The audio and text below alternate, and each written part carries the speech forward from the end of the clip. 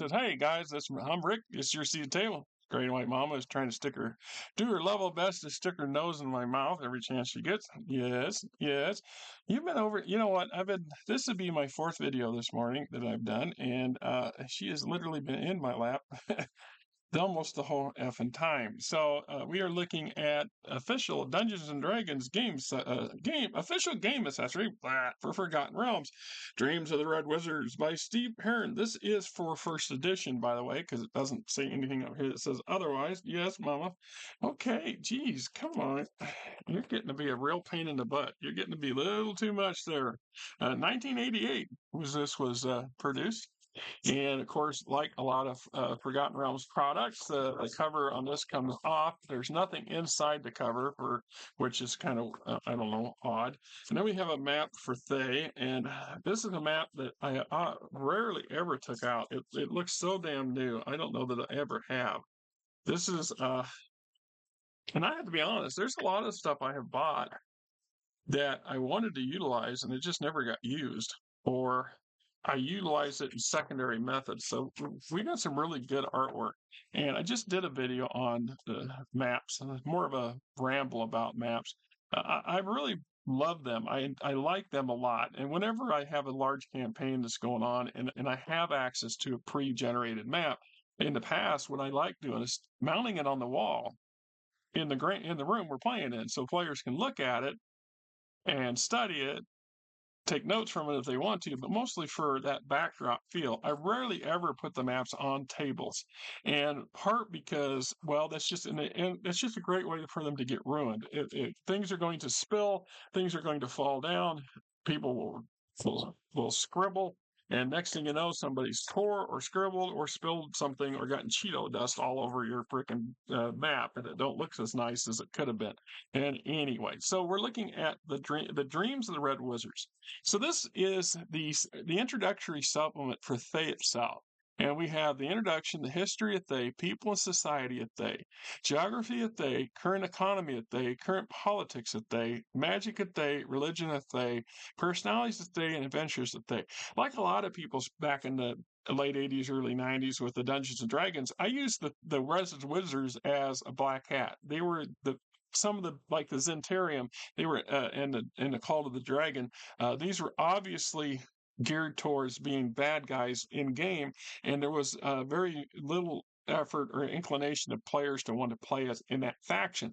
So as a faction, they were often the bad guys, and because of that, I don't remember any group of my players ever traveling to Thay to have an adventure or two within Thay. Usually it was dealing with Red Wizards who were far from Thay, but that left the land of Thay as kind of this boogeyman land for many, many years for a lot of my players, and and I was okay to leave it that way. But I would love to run a session or two. I would really have loved to run what I like to call a dark campaign, or a campaign where people are playing in this kind of environment where you may be lawful evil or chaotic evil or neutral evil in general, and you're trying to maneuver and manipulate and work within the environment and the constraints of the faction that you're dealing with. I mean, that's just one of my personal things from. So, get the introduction, how to use it. It says this book has two uses for Forgotten Realms. First, it provides a look at Thay and the lands surrounding it, complete enough for statistics that a battle system fantasy combat supplement campaign can be set up with using information supplied within. And and then second use for the book is to show how events in Thay and the surrounding countries can interact with adventures set anywhere in the realms, from Neverwinter to Skald and everywhere in between. That's what I'm saying about bad guys. The Red Wizards were a great faction because they're everywhere. They show up all over the place, pursuing all kinds of agendas that not always necessarily having to do with the players, but can and often cross paths with them. So we get the history of the region, Thay itself, how it's operated, the timeline, land surrounding. So the surrounding lands, Algarlod, Impetor, Telflanthesk, the nomads, relation with other nations, the Mulhar, the sleeping giant, one of the ancient realms that represent what was once, modern day or ancient Egypt to the forgotten realms. Anyway, Rashomon, Zelzbar, coastal cities, etc., etc. Lots of nice stuff in there. And you go back to the 80s, and this is still good art. This is excellent art here. It's a little dark, I grant you. A lot heavy on the inking, but very well made and very suitable, in my opinion. So, people in society at Thay, the nobility, the population at Thay, noble titles at Thay, the middle class, slaves, demi-humans and Thay, the society of Thay. It's one of the downsides. And we go back, once again, we go back to a different era. And I don't know that modern eras, they tiptoe around the term slaves and they try to mitigate them. They try to eliminate them because by our modern morals today, it's not acceptable.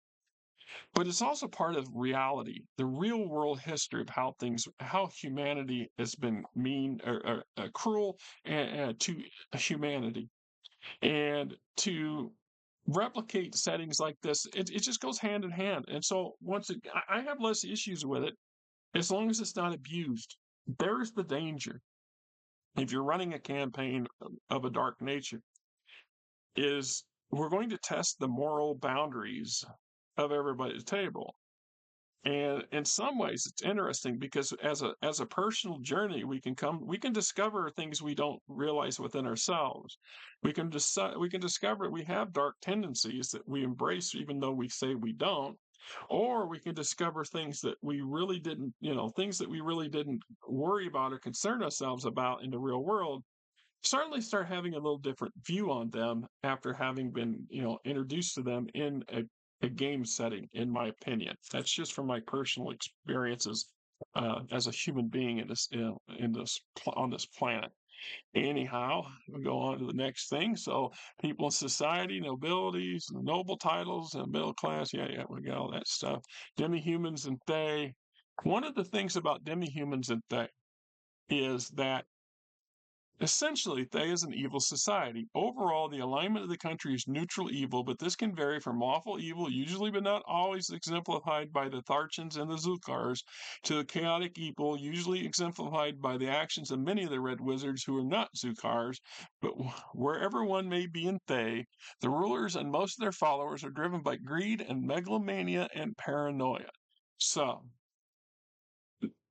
you're going to find a lot more demi-humans in Thay than you would find in most human-dominated realms, even the friendly human realms, and a lot of elvish realms. You know, Gnolls, for example, are all over Thay, and there's actually a number of Gnoll clans that call Thay home, and they serve in the military. They serve heavily in the military. They serve in the police and deterrent squads for these large cities, and the private armies of many Thayan nobles and power brokers. I mean, and they're just one example of it. You'll see Gnolls all over the place. Then there's also a whole slew of centaurs, which surprises some people. They're like, "Well, centaurs wouldn't do that?" And I said, "Well, this says they do, right?" So, just saying. When we get into current economy at the crafts at the the government control, the Zukar, and then politics at Politics at a morass of negative, evil, and wheel within the wheel within the wheel, and machinisms and manipulations. And like I said, it'd be a great environment to run a campaign with some experienced players. I'm of that opinion. The administration of Thay, and it goes and it breaks down all the various tharches, which is like a region or a county or whatever you want to call it of the country. The laws of Thay, laws about murder, laws about theft, civil laws about assault.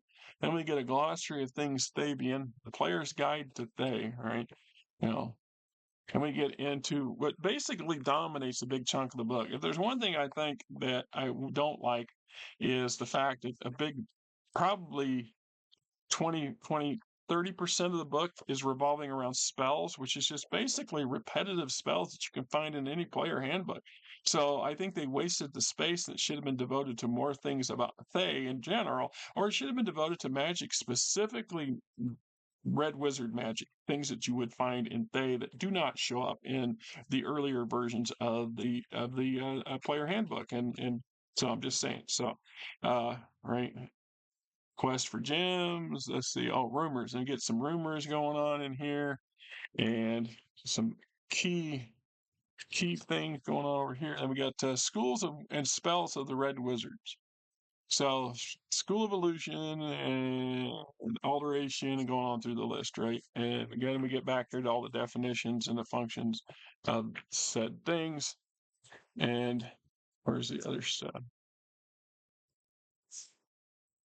Yeah, so we get into the protections and other spell descriptions and things like this. The magics that so we actually got two separate I think this piece in here was meant to be removed for the players, but I would never pull inserts out because it's just you never get them back in the book.